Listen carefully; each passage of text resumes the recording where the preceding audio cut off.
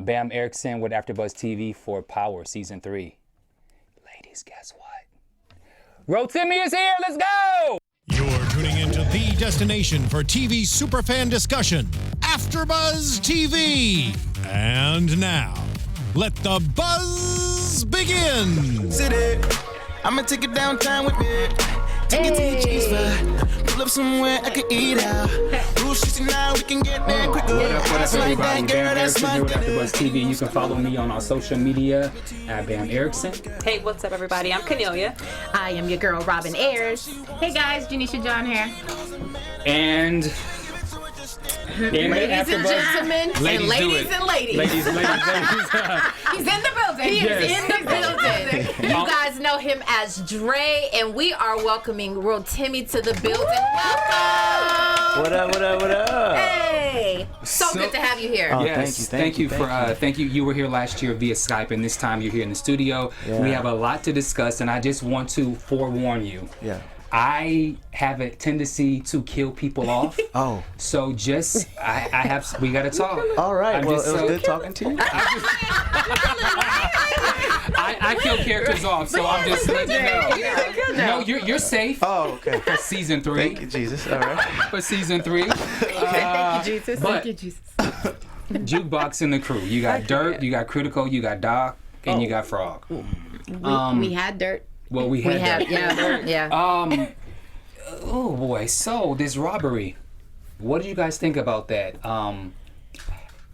Obviously there was tension from the get-go. You had Kanan and Dirt beefing, and then this week you had Frog. Like, these dudes do not care that Kanan is from where he's from. They're Right. Like, they don't care. Right.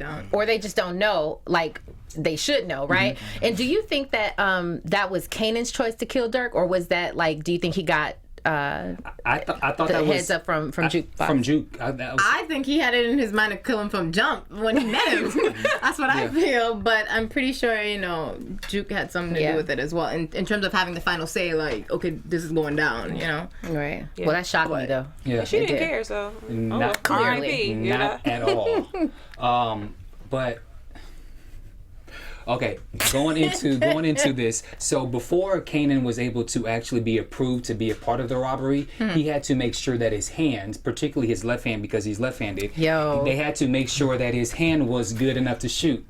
So Candy decides to Do her thing. her thing to make sure that he can whack off. Is that what we call it these days? I didn't know where this. I didn't see this one Who coming. says that? No, that's what I'm saying. So nasty. I didn't see that one coming. Did you? What did you guys think about I had that? to rewind a little bit because I was like, what just happened? And I was like, oh, okay, this really happened. Yeah. But, I kind of knew they were going to smash from jump. Yeah. She was just giving him the eye like she's been missing something. And, clearly Jukebox can't give her that in particular. So, yeah. But wasn't that what she had to do? Isn't that what she was? she her had girl an was trying to. assignment, I Yeah, think. it was an assignment to, I don't really think get she it was cracking. supposed to go the whole way, though. I don't know. thought she was. The first time. Well, the first time that was her job, but the second time when they smashed on the counter, the agreement was that they were not supposed to Say anything. They weren't supposed to say anything. Exactly. Obviously, Candy told. Yeah. Probably fearing for her life. Okay, but let's go back to the fly on the Okay. wall. Yeah. Okay, it's a big elephant in the room. Wasn't that his piece? Yeah, that was really his piece that they showed. That was right? his ding-a-ling. That's why I rewind. Like, what's going on here for real? Like, Okay, I'm just saying, Power done took it to another level. That's all I'm saying. That was- Word up, y'all, word up. Okay, that's it. All right, continue.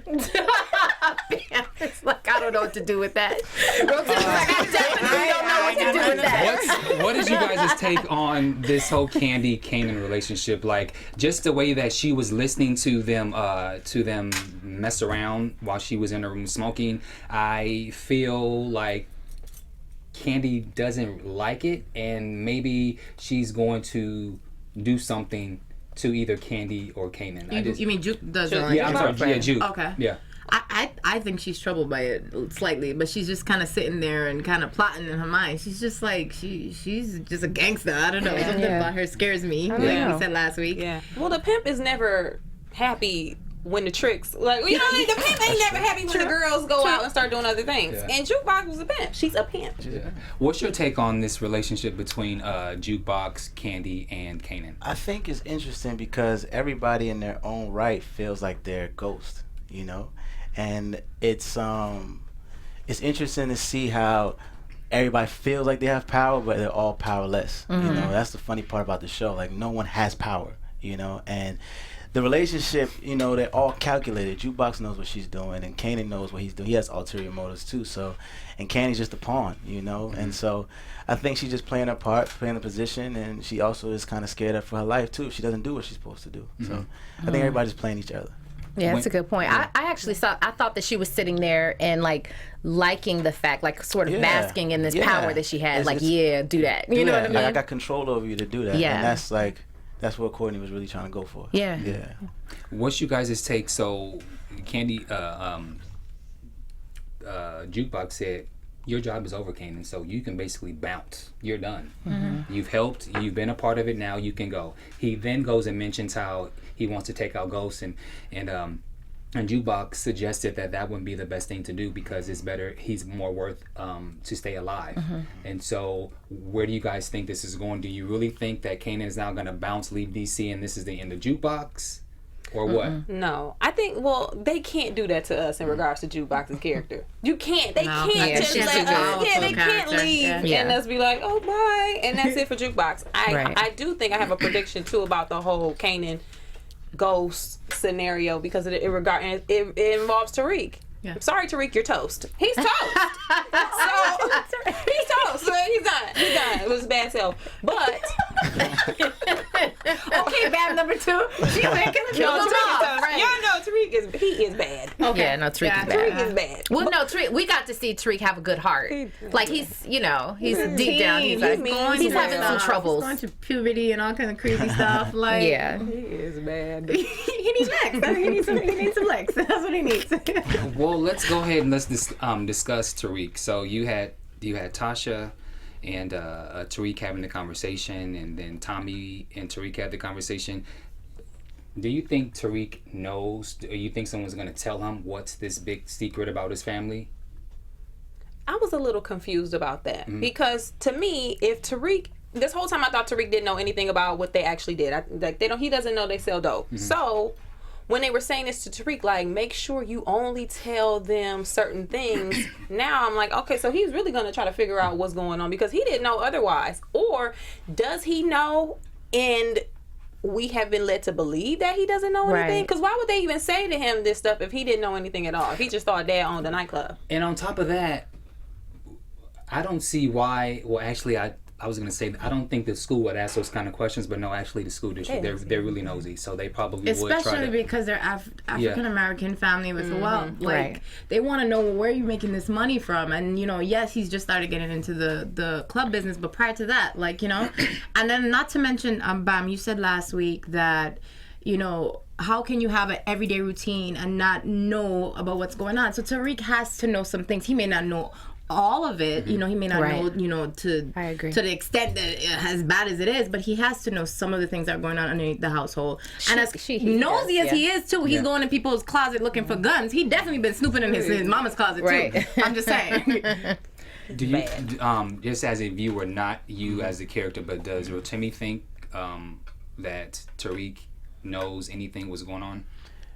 He's Ghost's son, so his instincts are telling him certain things, but he's still young, so he doesn't know what it's telling him, but he knows something's off. So now I feel like he's gonna probably try to pay attention more, and he's like his father, so it's in his blood to figure it out. So I think he has an idea.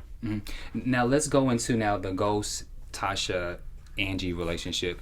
When Tasha was having the conversation with Ghost on the phone while she was getting dressed, ironically while Angie was getting dressed, shouldn't Ghost be the one that speaks to Tariq about the questions of what to ask, what not to ask. I feel like that should be his job. Do you? Well, first of all, let's go with the setup. Like, let's start with the setup of how they introduced the episode. I thought it was so genius of how they shot both Tasha and Angela getting dressed. You know, it's almost that comparison, and they do that a lot. You know, that what do you call it? I don't know if it's cinematography. I don't know. What's the word, y'all? Cinematography. All right, great. So we'll go with that. So I'm just saying that's beautiful. Like just even the comparison, and then Ghost is in the house with Angela, but then he's talking on the phone, so that he's talking to both of them at the same time. I thought that was extra dope. But what was your question about? You think that Ghost should be the one asking the questions to Tariq? Should he have the conversation versus Tasha having the conversation with Tariq? I think it's time. Ghost needs to step up as far as being a dad, because he's been like really slacking off and letting Tasha take first point on that. So I think he should. I think it's time. Yeah, I agree. But going back to that scene that you were talking about, one thing that kind of stuck out to me, and for a split second, and it kind of has something to do with my prediction for later, for a split second, I thought that Tasha and Ghost were in the same household. Did you guys catch that? Yeah, I thought so too. I was like, wait, what? What's going on? And then, you know, of course, we see that he's, of course, by Angie. So, yeah, I just have a prediction for that later. Something else that I thought was a little interesting or odd, when Tasha was on the phone with Ghost, she said that I don't need Raina coming home with an effing switchblade, and then Ghost hung the phone up on her. Did he? He hung up on her? He just hung up. He mad. Do you? It's the truth. Be mad at the truth. That's like a jab, though. But it's true. Like, Raina did come home with a box cutter. Right. Yeah, I just want to bring it up. I thought it was. But I mean, at the same time, that's sort of a jab at him. It's like, okay, you didn't take care of your business the first time, so yeah, we don't need you not taking care of your business the second time. Okay. So he would probably be upset at that. And then one other thing I want to say negative about Ghost is he was making. I have to drag him for a second, but so he was making this whole big deal about, well, if I have to, you know, the whole situation about priority. You know, Tariq needs to know that he's a priority. So he was like, well, I can't, well, the kids can't come here. And Tasha was like, well, the kids can come here anytime. So, Ghost, you were never home during the date anyway. So why is he making such a big deal on the fact that that's it? It was a bit childish to me. That I thought he was making a big deal about that, because he's never home during the daytime to actually take Tariq. So I felt like Tasha was using that as an excuse to make jabs, and I felt like that's probably why he hung up on her. Well, the way it seems, Ghost always wants what Ghost wants, and he wants to be able to do what he wants to do. And we saw that later when Tasha and Lakeisha were on the couch, and she was saying, I dressed the way he wanted me to dress. He picked out all the furniture. So if you're used to doing everything the way you want and people doing what you want and sticking to your schedule, you don't really see anything wrong with it. So when he was saying it, I'm thinking, oh, he doesn't see nothing wrong with that. Like that's what we've always done. I'm busy, so you figure it out.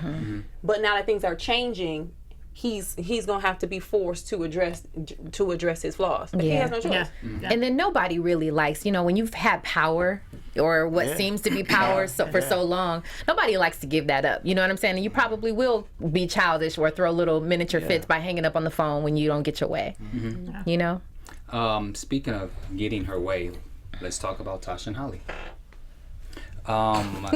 What's your thoughts? Do you think that was great advice for Tasha to tell her, you better tell Tommy or he might kill you? Or do you think, I know it's a stupid question, but I have to ask because, you know, they'll get on me. I definitely think it was Tasha needs somebody to tell Holly, because Holly's crazy walking around the place pregnant, not telling Tommy. I mean, we can clearly see that Tommy's like we say it all the time. He's a loose cannon. He's crazy. And so, you know, you have his child. He needs to know. I mean, just point blank, period. If any woman has a child in their stomach for a man, they need to let him know, you know. But in this situation, Tommy needs to know, like yesterday. What do you think she's gonna do with the baby? Do you think she's going to keep it, or do you think she's gonna abort it? I don't think that it's gonna get to that point. I think Holly's gonna get got. She's gonna get. I don't know. Something's gonna happen. Rotimi just looks down. Just look down. We don't need no signs. Yeah, so there will not be a baby Egan on the way. I agree with that. I agree. Yeah. I agree. However, I do think she could have used it as an incentive to get Tommy to do what he needs to do. Agreed. Yeah. Because the minute you say, I'm pregnant, then he's gonna go and spring It's into a game action. changer. Yeah, Yeah. it's a game changer. She needs to say something. I do think though it's already a game changer in this situation where Tommy trying to, I guess, go after Ghost because he thinks Lobo's put a hit on his head. So I was so mad when he thought that it was Lobo. I was so mad. But why? Because he knows that he knows that the clock is ticking. So you have to either kill Ghost or I'm going to kill you. So it seemed logical. Yeah, no, logically I could understand, but who wants Tommy to go after Ghost? Like I want them to get back together. I don't want him to kill him, and I want him to know like Ghost actually had your back. And by the way, Dre, way to come through with calling your boss. You know what I'm saying? And letting him know, listen, it's going down tonight with Tommy. So I was like, yes, Dre. And then, I mean, since we're on that subject, did Ghost not come out like a certified boss with the hoodie on? I might be the only one, but I was like in my room, like This is what I was amped. But Ghost had just murder clothes ready to go. Where he get that out about that? And then he gets ready. Then he gets back to the club, like Where did he have it? yeah, I don't In the know. office. Because so he's always Ghost. always, So always. this Jamie James character is fake. So- You just had clothes stashed ready. So we'll go back to Tommy and Holly later, but I want to discuss Tommy, Ghost, Dre, Dean, Karen, the whole thing. Okay, so my first thing is this Karen lady. I said she was trouble. I think she's trouble too. I said she was trouble. So what's interesting is you have Dean, who obviously know. But first of all, who is Dean? He came out of nowhere. Who is he? He's like, y'all What do break y'all it down. think? So this Karen, okay. So this Karen wants him to be more exposed to the public. You need to be the face of your club and so forth, and you need to be on social media. And that our board of directors will not won't work with him if he doesn't go on social media. I was like, okay, it makes sense. Yeah, it does. And so now he's taking pictures. He's doing all this stuff. Karen's trouble. Do you agree? But does anyone else see Karen is I do. I kind of thought something was off, but at the end, remember when she grabbed him and she was like, "Everybody's gonna know who James is." I was like, "Oh, here we go." Yeah. That's a good pickup. Yeah, it didn't fit the moment. And it's too soon. I mean, let's just remember, Ghost, prior to him shooting in last night's episode, he was a murderer like 10 days ago. I feel it's too soon I feel it's too soon to But really though, Be on Snapchat? yeah, I feel like it's just too soon to all of a sudden be on Snapchat, Instagram, and just He knows, but he's thinking about expanding the business, and I guess that's where James and Ghost kind of clash because they're opposites. I mean, in a sense, like one wants to live a clean life, Right. but that comes with certain things. You want to run a club, you got to be social, you got to be out there. People got to know who the owner is.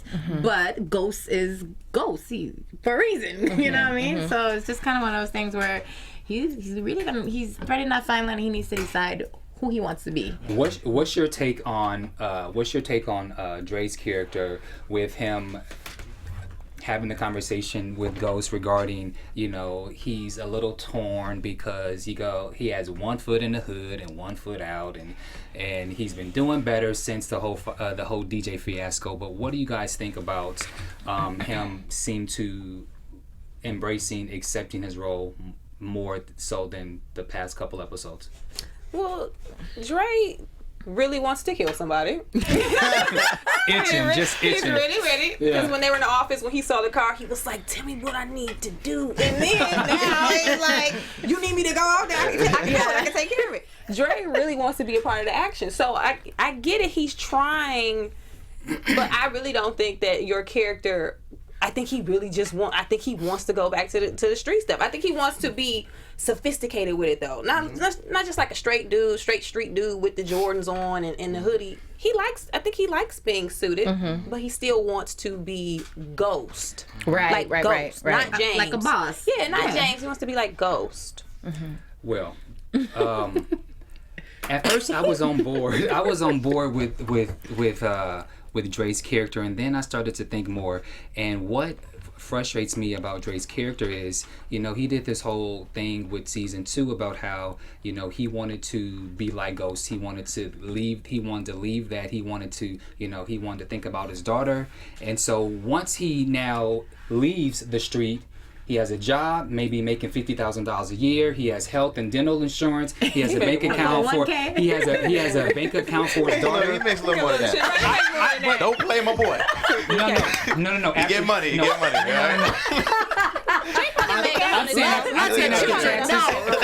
I'm just saying. Yeah, nice little change. Rent in New York City. Yeah. He got a kid. Yeah. Ghost wouldn't do him like, no, he's probably making about $100K. At least, right? Yeah, he's a he's six-figure like- dude. I was just trying to be nice. I wasn't trying to throw numbers out there. I was just saying 50,000. But okay. By the way, 50K is fine. Okay. Yes. We'll, Yes. Okay. We'll say 100,000, Yeah. but you're making 100,000. Like I said, you have health. You have an apartment. You have a bank account. But then you're not happy with the job that you have. But it just. But it bothers me. I'm not really feeling this. But think about it. That's what Ghost is doing. Ghost has a club. Yep. He has this life. He is suited up and booted up. But deep down, he kind of still want to do that street It's stuff. a thrill, man. It's the same thing. That's actually It's what the thrill. that's what Dre said. I think it was season 2 or not season 2, episode 2 or episode 1, I think. where he was like, I want to look clean, right? He wants the appearance of like what Ghost is doing. Remember last season when we were talking about how Ghost would pull up in that truck, you know, get out suited, look all clean, but he's on the street. You know what I'm saying? And he's got that image, but he's still doing his thing because he's about that life. And so it's almost like that's what Dre wants. He wants to be another Ghost, like just like Ghost. Yeah. It's kind of what I get from it. Yeah. And nobody leaves the streets in 2 weeks. Guys, you can't stop selling drugs in 2 weeks. You're like, I'm fine. Yeah. Especially if you've been doing it your whole life. Okay, so what's your take? I get that. What's your take on him going back to go see the Goon Squad, where they're literally asking him, "Are you going to help us rob or do something to the club?" Honestly, I think it's low-key kind of smart, you know, keeping your ear on the street. Yeah. You know what's going on, especially if, you know, you've been about that life. And look how, you know, he saves Tommy in this instance because he had his ear to the streets. Right. Also, too, you don't want to look like a sellout, you know, to your boys. It's like you've been on the corner with them your whole life. You still gotta maintain that relationship, or else they, you know, jealousy, all kind of crazy thing coming. They're coming for you, you know, because they think you're a sellout. And what can you add to that? Like, is there some truth to maybe Dre is sort of like a buffer for Ghost? Like, you know what I'm saying? Like, still protecting him, but still from the street. Like, what is that about? I think for Dre, he is himself. He doesn't know what he wants because he's seen what Ghost is, what Jamie's doing, and he doesn't really like it. He didn't expect that's what he was going to get. He signed on to work with Ghost. Remember, Jamie started saying, "Call me James." Yeah. So that wasn't his intention. So he's like, "Whoa, all right." But at first, the way I played it was, when I first heard him say, "Call me James," I'm like, "All right, that's smart. I'm gonna call you James. I get it." But then he's really living this life. So it's like, I'm not ready for that, bro. Like, this is, you know, Dre's like, this is too soon. Like, I just got off here. Teach me how we could bring this to the club. I want to look this way. So his comfort is still the streets, but he has a job to do and he wants to learn. And he's like the baby Kanan and baby Ghost. He sees both sides of it. That's know? good, so yeah.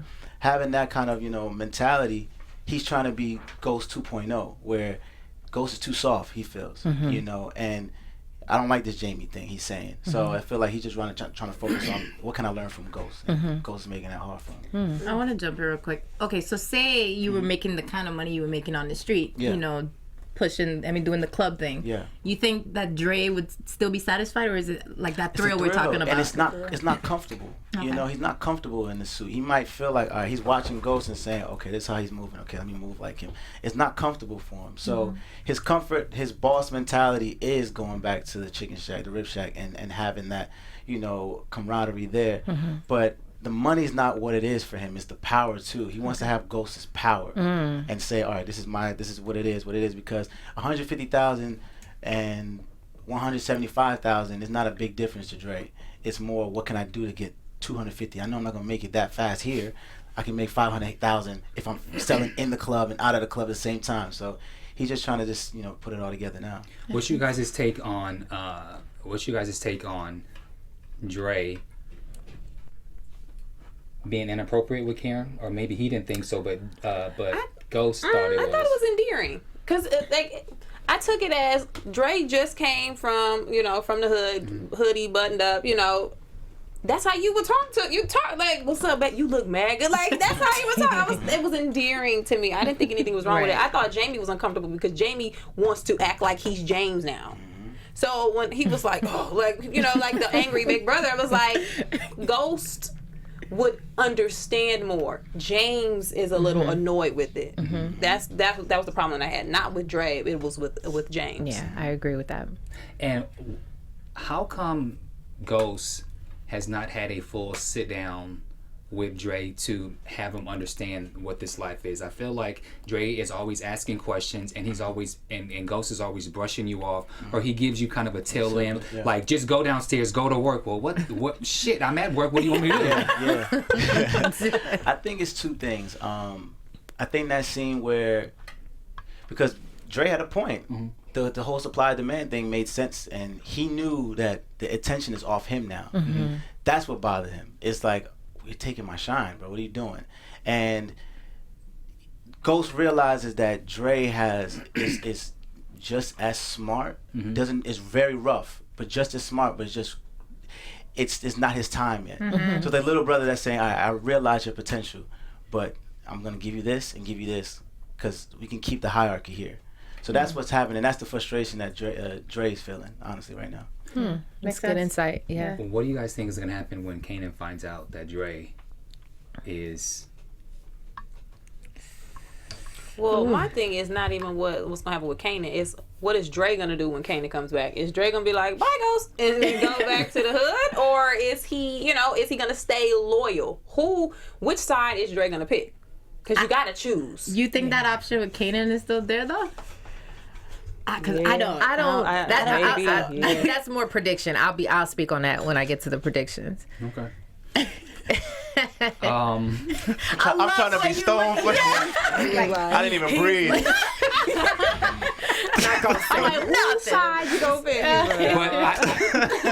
But I do think, I know this is a prediction, but I do think that Dre's eager to be gun happy is going to pay off later on, where when Ghost says be somewhere or stay, go to work, I think he's gonna creep out and he's gonna have Ghost's back for something. That's what I think. I'm not even gonna look at you to see if I can get anything out of it, but I think that's just a prediction.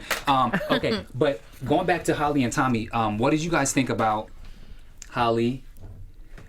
During last night's episode, there was like a theme with Holly of, are you going to kill Ghost? Okay, if you're not going to kill Ghost, why don't we hire somebody? So at the very end, she goes to the Jamaican and she shows a picture and she says, James St.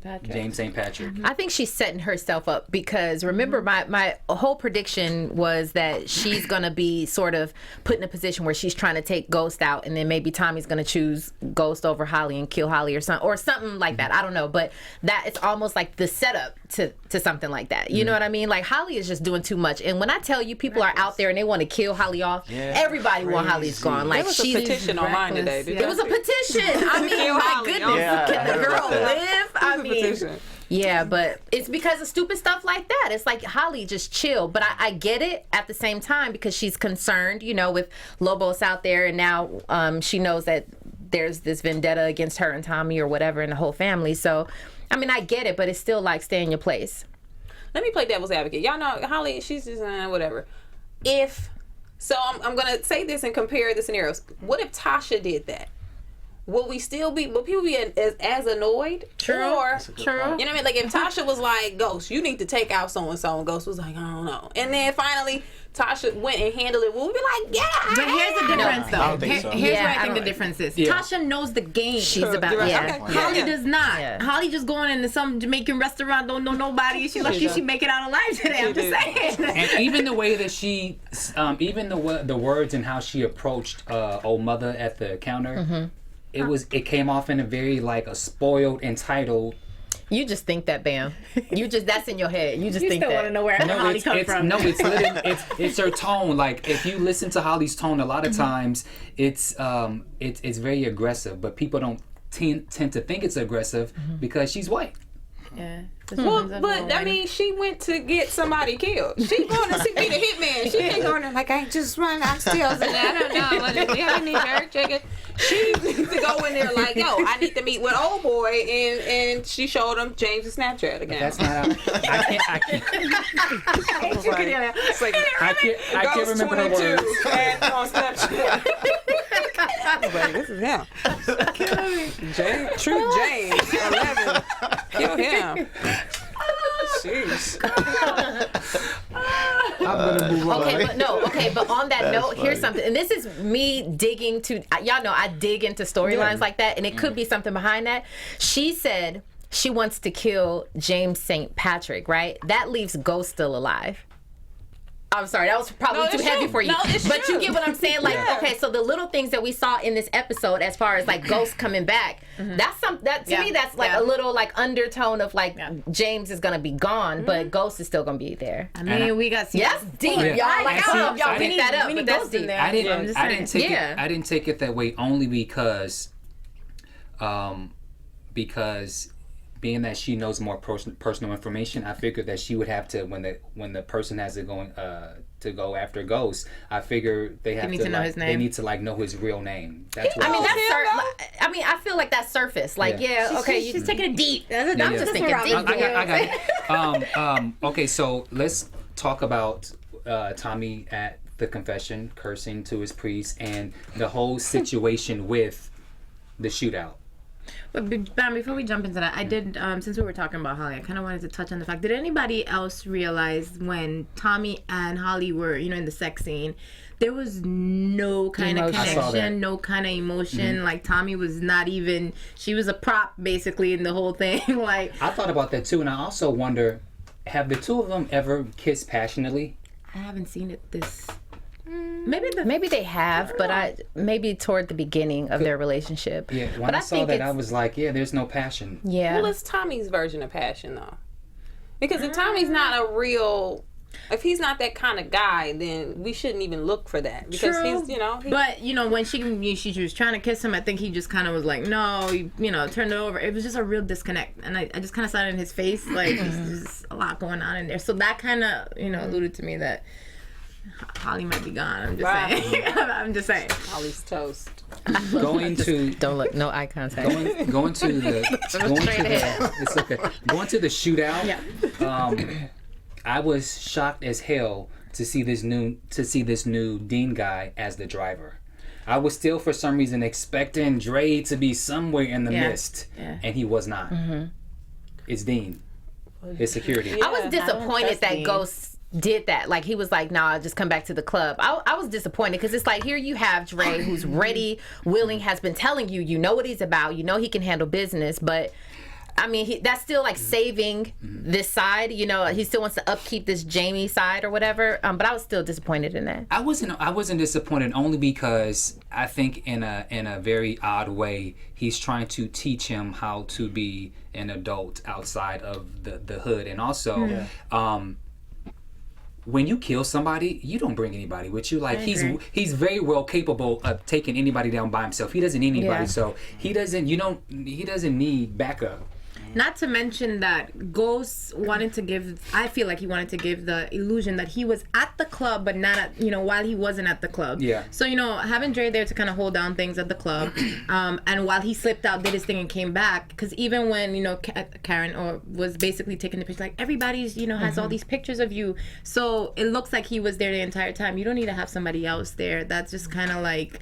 you don't want to have that just in case something happens and someone goes down. And, Dre's at the club. He's good. He's safe. And the thing about Dre and the dynamic between him and Ghost is that Ghost really wants to try to save Andre. He wants Andre to be Andre at the same time. Like a big brother, he's like, I know you can do this, but just be patient. I want you to be Andre. Don't focus on that. Just come back. I got it. That kind of thing too. So that's a different perspective. Does Ghost? Does he see Dre in himself? Is that what it is? Yes. Okay. 1,000%. Yeah. He's trying to save you. He's trying to save. Yeah. Let's shift a little. Let's go to Greg, Medina, Luis, Cooper. Just that whole situation. When Medina and Greg was at the house talking, Greg slipped up and mentioned that Lobos is not dead, and Medina didn't know that. Do you think that's going to come back to haunt him? Because I almost feel like Medina is still playing both sides, like Sandoval.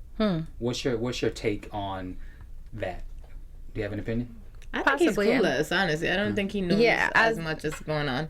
Yeah, I thought it was a little bit more. I don't know. I didn't look that deeply into it, but you might be right about something. He seems so bitter with Angela. I don't think he's even focusing on the logistics. He just wants Angie. Like, he wants something to go down with her and her job. So I think that's more of his focus. Not to mention, I feel like they paint him as a person who just kind of like whatever about the job. He always has a beer in his hand. He's always real chill. Like, just talking about his character, I just don't feel like he's as invested as, say, some of the other agents. Like, everyone has their own personal reasons for being so invested in this particular, investigation. Angela, all of them. Greg, all of them. So him, I just kind of think he's slightly not knowing everything that's going on. He's kind of clueless to the whole Lobos thing. That's what I think. So what's your take? I didn't see the way it happened with Greg going to get Ruiz in San Diego. I totally didn't see that coming, at least that way, and that it would be so easy. But something that seemed odd to me is when Greg was enticing him, trying to get him to testify and get him to reveal who he was, he said that once Lobos is gone, you can take over and go back to work. So Greg as a cop is saying you can go back to selling drugs. Or was he using that as a tactic to say, to lie? Because even Ruiz was like, cops lie all the time. Yeah. You know what I mean? Right? Huh? Yeah, he's like, you can't trust what a cop says or something like that. So, I don't know. So he is back, and so he's going to testify. Against who? That's the thing. Yeah. Because he can tell it's everybody. He has interacted with everybody. He's interacted with Lobos, Ghost, Tommy, and Kanan. So who he snitching on? Who he snitching on? Snitching though. Ooh. I was surprised. Snitching on Angie. True. Yeah. I was super surprised because the thing is, you come back, everyone's gonna know. You come back and you back in the streets and you good. Everyone's gonna know you snitched. So I didn't think that that was gonna happen, and to see Greg kind of like be able to sucker him in. He says that we don't know the behind the scenes, or we don't even know what's going to happen in the future if he really is going to go through it with it or not. Because Ruiz, he's from the street too. You know what I'm saying? He knows the game, and so maybe he's, I don't know. Maybe he's just going to try to find out some more information from what Greg is saying. I don't know. We just don't know if he really is going to testify or not. Yeah, and like you said, as a viewer, what's your take on Ruiz coming back? Smart. Angie and Sandoval. I feel like Angie is coming close to catching Sandoval and what he's doing without even realize what she's doing. What do you guys think? Well, why is Angie still actively pursuing this case? She's like, I found a connect, and no, do some busy work. Like, your man is involved in every aspect of this. So the fact that she's still at work, actively working on this, I'm like, girl, what are you doing? Go back in the office. Like, she's like, I might have a lead. So that's my problem with Angie. Not that she's going to end up tripping up Mike, but she needs to chill and just listen. She needs to act like she's doing. Yeah, she needs to be the ears, because it's always gonna come back to him. But do you think, because towards the end we see her telling Jamie, like, how is this going to work? Like, are we chasing this little fantasy, whatever? Do you really think, Angela sees herself with Ghost? If she keeps pursuing this case, she's just trying to put her man in jail, I'm just saying. But there are many signs that are leading to whether they're even going to be together or not. Maybe this is me digging deep again. I don't know. But I'm just saying, because she even said that, when she said, are we even, what are we doing? Are we good? Should we be together or whatever? But even when she went to Tasha's house and she showed up. Which, by the way, was a bold move. So, But you see how even Tasha told her, she was like, you're doing this for Ghost. You did that for Ghost, and you're going to be doing for Ghost for the rest of your life. There's just little things that are happening that she's sort of catching a reality, like maybe this is not going to work out. And I think the two biggest realities for her was, number one, when her sister came over. Big sister's like, when her sister came over and was like, you guys are not divorced yet? Right. that was like a moment. That was a moment where she was like, oh wow, yeah, I am with this married guy. And then also when Cooper came to her office and says that now that Ruiz is testifying against Lobos, we're gonna also take down Ghost, Tommy Egan. So that was a light for her too, because Cooper still thinks that Tommy is Ghost. She knows what's going on. And then what's so interesting is when Angela was coming over to the house, it seems like anytime that they want to have a real discussion, timing is always bad. Timing is always bad. And then, now I'm gonna be petty. Why is Ghost always cooking, but I've yet to ever see him cook for his wife and kids? Because Jamie cooks. Because think the Jamie is not Ghost. And you got Jamie. Ghost has OCD. He has wears suits. He's never wrinkled. Never wrinkled. He's never wrinkled. Tasha cooks. She does everything. Jamie walks around with his pajama pants. He got like sweatpants on. He's cooking. Like he Gordon Ramsay. It looked delicious now. It looked good, but he's two different people. Like he's two totally different people. He's trying. Okay, so now real quick, let's go to Tasha real fast.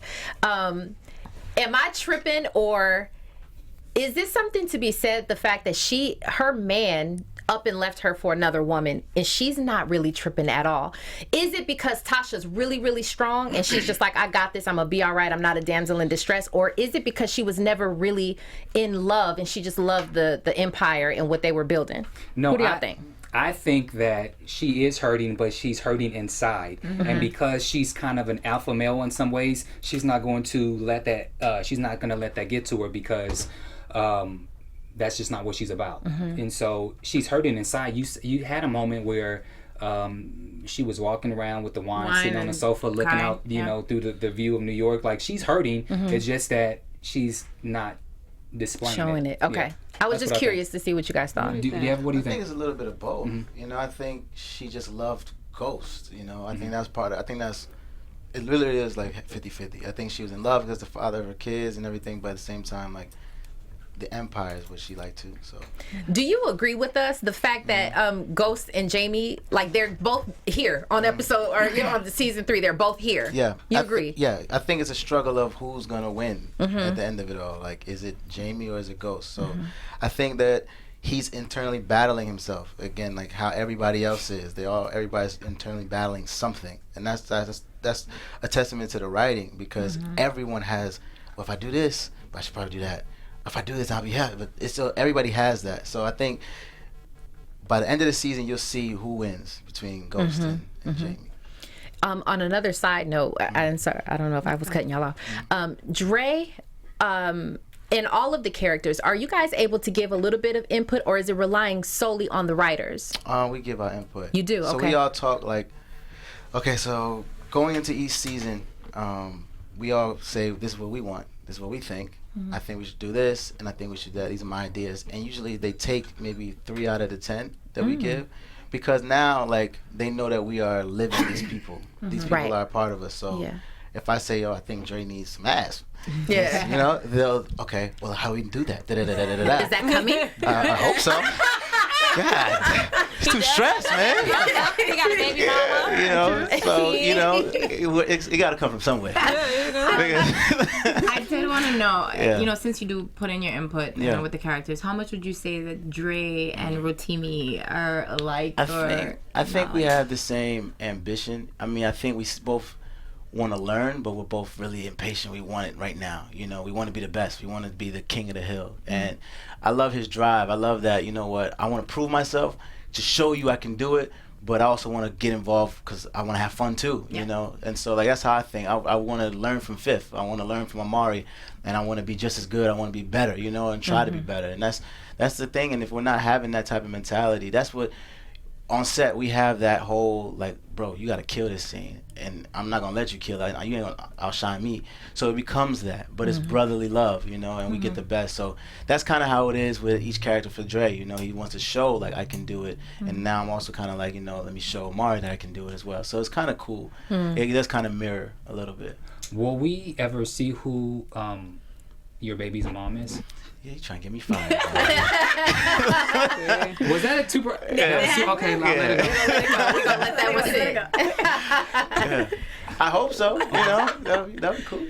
Speaking, I mean, I don't know if you mind if we touched on everything, but I think we have touched because there's anything else? I kind of wanted to talk. Go ahead. Because we have tons of questions that we want to ask you. You mentioned, you know, kind of looking up to 50 Cent and so far. I know you have your business degree, right? Yes. Okay, so I mean, do you him being like a mogul? Yeah. You know, do you often like look up to him or ask him questions, you know, All concerning business and stuff like that? All the time. He allows you to be a sponge. You know, even Amari sends me books to read. He sends we break down movies together. You know, so it's like having like the quarterback taking care of the rookie. You know, it's kind of like that relationship, and it's like a blessing because they've done it on all aspects. Especially 50 has done it, and he's a Renaissance man. And that's what I really want to be too. So I'll ask him, how do I handle women? How do I handle money? How do I handle these things? And he's always there for me. Speaking of how are you handling fame? I mean, you from just going from season 2 to now. I mean, you're on covers of magazines and so forth. How are you handling fame? You know, I have a lot of people that are around me to keep me grounded. But my personality, my spirit is always just let me just do my job, and it's flattering, but I don't pay attention to it. You know, you accept it because they respect my work, but it doesn't become Rotimi. You know, and that's what I try to keep. And also, again, like having conversations with 50, like, how do you grow in this industry the right way? And he just says, live like you're like a college kid, just be a sponge, you know, and just trust your intuition. So I just been living off of that. But it's amazing. Like, I just went to a celebrity basketball game, and I played in a celebrity basketball game at the same time last year. And they said, Rotimi the last year, and it was like, okay.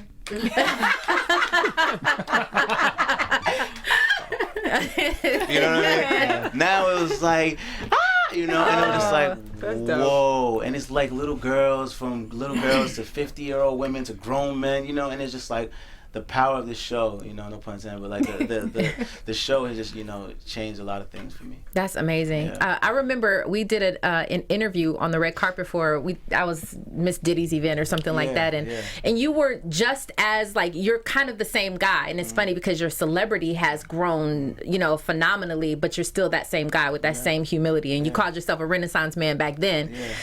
How is it hard for, you know, when people go and they put on such roles that are you know, like thugged out or aggressive or whatever. How do you unwind from that, or do you take some of that with you? Are you like, do you look up to Dre like, yeah, Dre's he's dope? There's little pieces of him, you know, like his aggressiveness. That's naturally who I am, but I know when to not do it, you know. But I grew up with a lot of Dre's. I grew up with a lot of people that have the potential to be so brilliant, but are impatient and they just have to do it now, and like, and so I've seen that. I've seen the drug dealer that just was fly and every girl liked him. I grew up, so I took pieces of everyone that I saw and took a piece of myself, and I made him this person. And when I first met Amari as Ghost, little mannerisms that he has, and I'll try to mirror, like, okay, if Ghost was 15 years younger, this is what he'd probably do, or this is what he would say. So it's like a complex little thing. Very cool. Yeah. So filming starts months away. What are you gonna be doing in between now and then? Because you have a big break. We know you're in the music. So do we have any music coming out? Oh yeah. So we just released my new project, Summer Bangers. It was a mixtape just to let people just have, and it just did really well. And it's cool because people are really gravitating towards the music separately. So now, last year it was like, oh man, I love you on Power, but now it's like, oh man, I love your records. Oh, and great job on Power. So the conversation kind of just like, you know, shifting. And the record I had with 50 Lotto did really well too. So that kind of opened people's eyes. But it's just about being consistent and, you know, showing people that this is what I've been doing way before I started acting. I've only been acting for 3 years. And speaking of consistent, because you had a mixtape out last year called Royal Wednesday. Yeah. Or like the 2000. Yeah. Which also did very well, as well as you're signed to Capitol Records. Yeah. And so now, after the mixtape, you're gonna start working on your album. My album, we're in album mode right now, so that's gonna come out like November. So we're just trying to put it all together and make it make sense. I got a song, the sex scene had my record on it on episode 3. It was it was dope. And then on the end of episode 7, I have another song of mine. So it's just trying to just get it everywhere and learn the business side of the music too. So at the same time, is it hard for you to balance both, the actor role as well as the artist role, or are you able to balance it? If you had to pick one, okay. Tell me which one it would be. Power made it hard to answer that question. Before I would have said, music. Okay. But just being a part of something that's so legendary and you're living it, like 10 years from now, 15 years from now, people are gonna be talking about this show. Yeah. And so embracing that, like, to be on Power and have a dope music career is really cool. I couldn't choose between that, but overall I choose music. Okay, I'm so glad you said that. Yeah. Rotimi, do you know that there are a lot of ladies watching? Yeah. Okay, so just feel me real quick. Just be in the moment real quick. In the moment. Since there are a lot of ladies watching, when we got you in the building, Rotimi, and you are a music artist and you're dope too. Thank you. Would you do us the favor and the pleasure and the honor of singing a little something? Bless the mic, bless the mic. Bless the mic. Is that the camera? Is that it? You looking at me? Yes. Is it over there? Okay, just making sure you're looking. Tonight I wanna make a hit record and turn the bedroom to the studio. Turn off your phone, this is a closed session. Girl, this is what we've been rehearsing for. Let's set the tempo either fast or slow. You take the lead and I'ma back you up. Oh, I can make sure you hit every high note. We're making love in perfect harmony. So, Wait a second. Is that on the hour? Get that. What song was that? it's a song I wrote called Beautiful Music. Beautiful music. We'll go ahead and download that. Musically, I just want to ask a couple questions. You write, obviously. Do you play any instruments? I used to play the piano. I'm about to start doing that again. Okay, by ear or do you read? Both. Okay. Yeah. And then vocal range. Are you? I'm hearing like top. Speak that language, Bam. I'm hearing like a countertenor. So what's your vocal range? Oh man. In terms of keys, like how many keys? Or just you seem like you can hit the top. Falsetto, you seem like you can hit the top and bottom of tenor. Yeah. Basically, alto, a little bit tenor, and like definitely a soprano. Yeah. I hear soprano in there, right? A little bit. So it ranges. Yeah. Wonderful. And then who are some of the producers or that you're working with? I'm working with Courtney Ellis. Okay. Courtney Ellis is he did a lot of work with Missy Elliott, Beyonce, and a lot of people. He has over like 100 placements. Wow. And I'm working with Bongo. He's a new producer. He's under the interns and he's in that Dr. Dre camp now. So it's just meeting new talent and just growing with it, man. That's all I'm about. Like, this is like a new wave where you can just express yourself. And I want to be one of those people that, like, people don't say actor / singer. I just want people just to say, yo, he's just super talented, man. And just stop compartmentalizing things and just say, okay, it's just creativity, Well, I'm very curious to see who's gonna, usually when you're a newbie in the game or whatever, you're like, oh, I want to work with this person and that person, but who wants to work with Rotimi? Like, you get what I'm saying? I'm sure that's going to open up a lot, too. Oh, yeah, it's starting to open up a lot. Like, the conversations that, I was praying for now, like, Snoop was like, man, we need to do a record, and that's the OG in the game. And then Kevin Gates is now, like, a good brother of mine, and I'm really good friends with Trey Songz. So it's, like, becoming, like, a cool little band of brothers, and they're starting to really respect it. That's so dope. Film and TV wise, your debut was Black Nativity. Yeah. Which was with Angela Bassett and. Well, my debut was on this TV show called Boss. Yes. With Kelsey Grammer. Yeah. He's the one that kind of gave me my first shot. Nice. Truly, yeah. Awesome. You've worked with a lot of great, actors, and I know you have 2 projects that are coming up. One called Burning Sands. That's with Alfre Woodard, Steve Harris, Octavius Johnson. When does that come out? That's gonna come out next February or March. Okay, and then what about Deuces 2017? That's with Megan Good, Lawrence Tate, Rick Gonzalez, Lance Gross, and Andre Fuller. Oh, that's gonna be fire because it's like a mixture of Ocean's 11 meets Takers. So it's like it's dope, man. It's really really cool how they did all of that because we're really fly, but it's serious acting. When does that come out? They're saying November. Okay. But I don't know. it might get pushed back to latest January.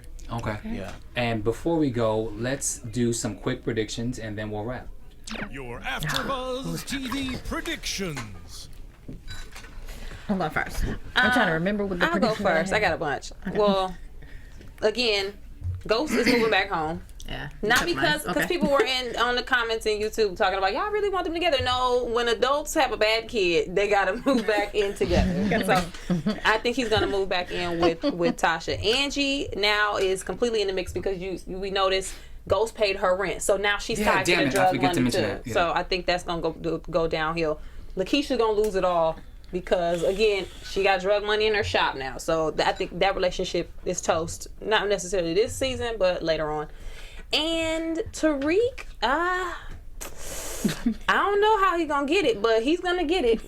Whether Kanan kills him straight up, holds him hostage, cuts his finger off, sends the ghost in the box, you know how they do it. Or maybe Kanan just takes Tariq and then they start living the street life. Hey, who knows? Who knows? He's toast. He might try to get him back like Sean. Right. Trying to replace him with Sean, or you get it. Mm-hmm. But I agree about Lakeisha because there was the foresight or whatever when they had the conversation, Tasha and Lakeisha, and that was like a little moment where it was Tasha, I think, feeling bad that she had to lie. Yeah, and so that to me is like a little foretelling that something might happen to Lakeisha. So Tasha might have some blood on her hands. I think Holly's dead. If the Jamaicans, somebody's gonna kill Holly. I don't know who. I also think that I still think Tommy and Ghost gonna get back together and make all this street stuff right, and everything's gonna be okay. I think, but I also feel that Greg needs to die. I'm killing him, so he gotta go. Yeah. Before Dre saved the day and let Ghost know what was going on, I had thoughts that Dre should die, but not this season. I changed that. So I think that I think Holly is still. I think she's still gone. There is a main character, series regular, who is going to die, and the reason that I say that is because I predict that this show is only doing 5 seasons, so they got to start clipping people off bit by bit. I think you're safe for now, but I do think that at some point that Kanan, because Kanan's petty. He's really petty. So when Kanan finds out that you're actually in cahoots with Ghost, oh my God, something's going to happen. Something's going to happen. Just to piggyback on that real quick, I do think that, don't you think that Ghost is raising Dre up for a reason? Like, if you're the show writer, like, it's got to be for a purpose. Like, Dre is going to come into his own, like, somehow and start rising up. I do, and I do predict that Ghost is going to, that Andre is going to be somewhere where he's not supposed to be, and he's actually going to save Ghost. I see that, and I'll stop for predictions from now. But somebody's gonna die. The last thing that I want to do before we wrap and say thank you. You are headlining Sobeys in New York on August 18th, and you're also having a meet and greet. Please let everyone know about that. Yes. Get your tickets. If you're in New York City, get your tickets. Ticketweb.com. Search Rotimi. I want to see everybody. Come meet me. August 18th, SOBs. Yeah. And I have to ask, I know you can't say anything, but is there anything you would like to tell us or anyone watching regarding Power Season 3? Keep watching.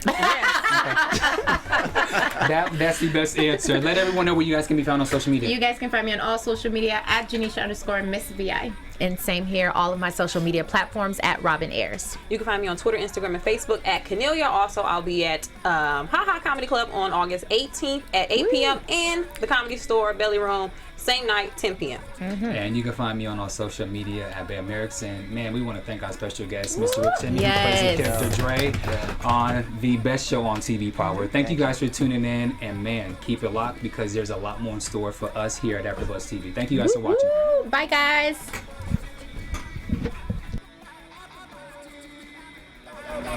From executive producers Maria Menounos, Kevin Undergaro, Phil Svitek, and the entire AfterBuzz TV staff, we would like to thank you for listening to the AfterBuzz TV Network. To watch or listen to other after shows and post comments or questions, be sure to visit AfterBuzzTV.com. I'm Sir Richard Wentworth, and this has been a presentation of AfterBuzz TV. Buzz you later. The views expressed herein are those of the hosts only and do not necessarily reflect the views of AfterBuzz TV or its owners or principals.